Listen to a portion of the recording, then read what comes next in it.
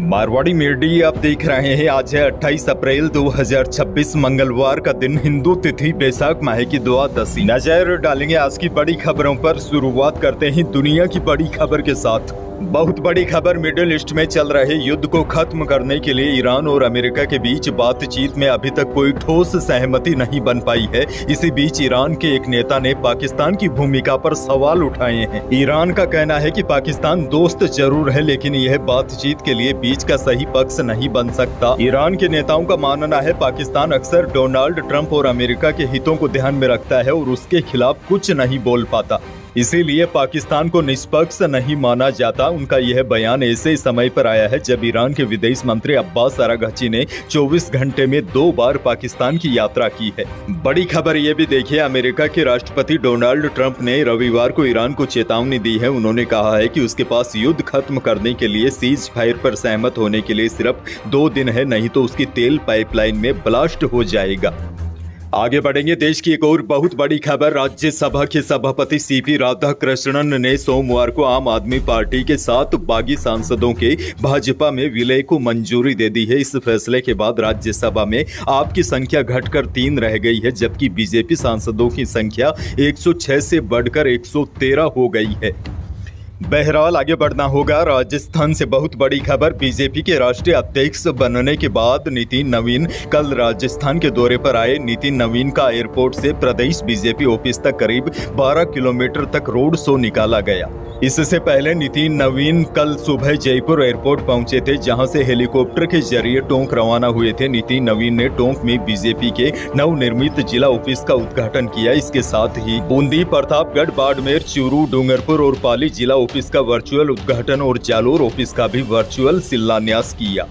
जोधपुर से बड़ी खबर, रनवे मरम्मत कार्य के चलते पिछले करीब 1 महीने से बंद जोधपुर एयरपोर्ट मंगलवार यानी कि आज से फिर से शुरू हो रहा है। इसी के साथ जोधपुर एयरपोर्ट पर समर शेड्यूल लागू हो जाएगा। इस बार 6 शहरों के लिए कुल 9 उड़ानें हैं और हमेशा की तरह इस गर्मी में भी जयपुर जोधपुर फ्लाइट बंद कर दी गई है। इसके अलावा इंदौर के लिए भी फ्लाइट नहीं है, लेकिन दूसरी तरफ इस साल पहली बार गर्मियों में जैसलमेर एयरपोर्ट का संचालन शुरू किया जा रहा है। जैसलमेर एयरपोर्ट से 3 मई से एकमात्र जैसलमेर जयपुर उड़ान का संचालन एयरलाइंस एयर की ओर से किया जाएगा।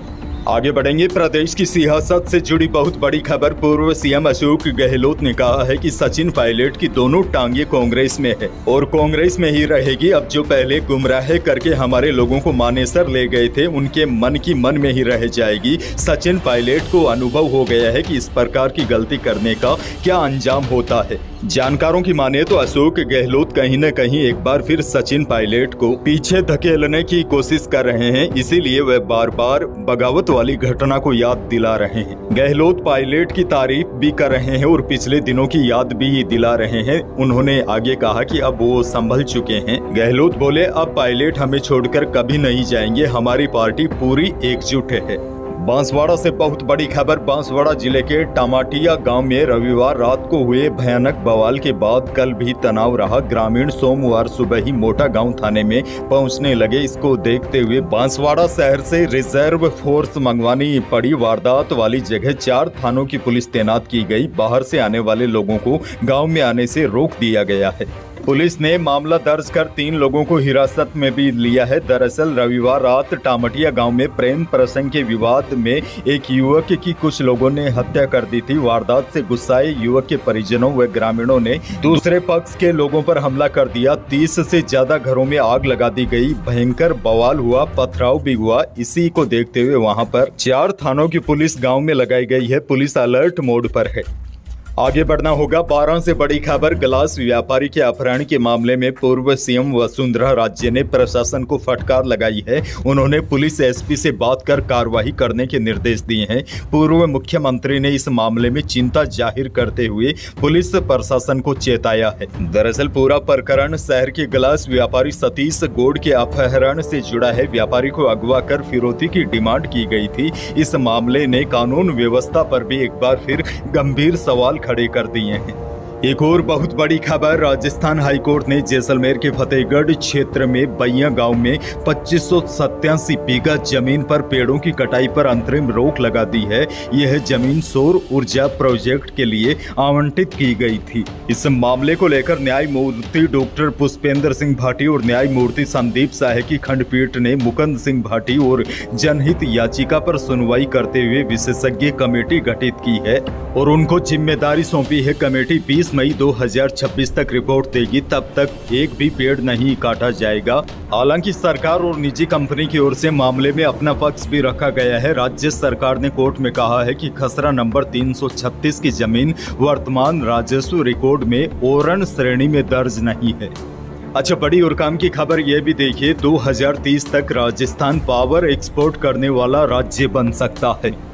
जानकारों का मानना है प्रदेश में 2030 तक बिजली और ऊर्जा में बड़ा बदलाव होगा। राजस्थान सोलर एनर्जी में देश का लीडर राज्य बन सकता है। हालांकि दूसरी ओर चिंता की बात यह भी है, 2030 तक प्रदेश में पानी की भयानक कमी हो सकती है। विशेषज्ञों ने बताया है, यदि वर्तमान उपभोग और संरक्षण के तरीके नहीं बदले तो 2030 तक प्रदेश में 60% पानी ही बचेगा। इसका मतलब यह है कि 40% आबादी को पीने के पानी की कमी का सामना करना पड़ सकता है और पानी की मांग उपलब्धता से दोगुनी हो सकती है। इसीलिए मौजूदा समय में पानी को बचाना काफी जरूरी हो गया है। अच्छा, बड़ी और चिंताजनक खबर यह भी देखिए, प्रदेश में लगातार हादसों की संख्या बढ़ती जा रही है। जोधपुर शहर में सड़क पर खड़े सांड से स्कूटी टकरा गई। इस हादसे में होम्योपैथिक डॉक्टर की मौत हो गई। महिला डॉक्टर शहर में आयुर्वेद हॉस्पिटल में तैनात थी। हॉस्पिटल के हॉस्टल से वापस लौट रही थी। गली में अंधेरा होने की वजह से यह बड़ा सड़क हादसा हो गया। अगली बड़ी खबर की ओर बढ़ जाते हैं। बड़ी खबर, वायदा बाजार की तेजी के असर से जयपुर सराफा बाजार में सोमवार को दोनों कीमती धातुओं में तेजी आई। चांदी 1300 रुपए की छलांग लगाकर 2,51,800 रुपए प्रति किलो रही। शुद्ध सोना भी 300 रुपए तेज होकर 1,55,800 रुपए प्रति 10 ग्राम रहा और जेवराती सोना भी 300 रुपए बढ़कर 1,45,700 रुपए प्रति 10 ग्राम रहा।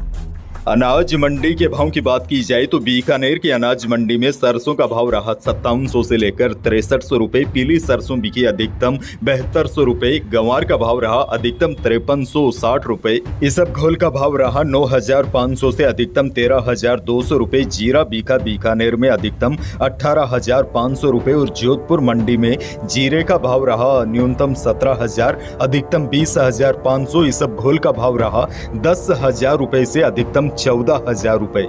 मौसम को लेकर आज बहुत बड़ी खबर है, क्योंकि प्रदेश के अलग अलग जिलों में मौसम अपना अलग अलग रूप दिखा रहा है। कई जिलों में तो भयानक गर्मी का दौर जारी है, लेकिन कई जिलों में आंधी और तूफान की वजह से नुकसान पहुंचा है। मौसम विभाग की ताजा रिपोर्ट के अनुसार प्रदेश में गर्मी लगातार अपने तेवर दिखा रही है। तापमान तेजी से बढ़ रहा है। रविवार को तो प्रदेश के पश्चिमी हिस्सों में गर्मी चरम पर रही, जहाँ बाड़मेर में इस सीजन का सबसे अधिक तापमान 46 डिग्री सेल्सियस से ऊपर दर्ज किया गया था। पिछले 12 वर्षों में यह तीसरी बार है जब यहां तापमान 46 डिग्री के पार पहुंच गया है।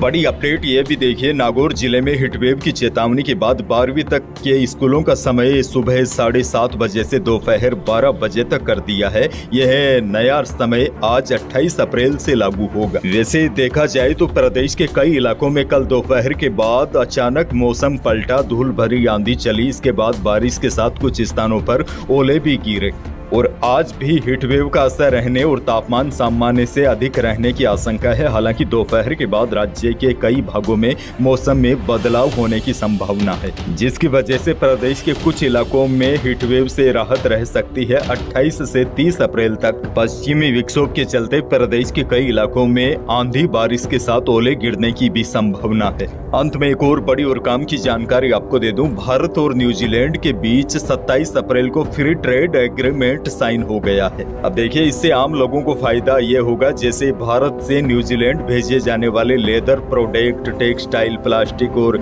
इंजीनियरिंग गुड्स जैसे सामानों पर वहां कोई भी एक्सपोर्ट ड्यूटी नहीं लगेगी, जिससे इन श्रम प्रधान क्षेत्रों यानी लेबर इंटेंसिव सेक्टर्स को सीधा लाभ होगा। पीयूष गोयल ने इसे भारत न्यूजीलैंड आर्थिक संबंधों में एक नए अध्याय की शुरुआत बताया है।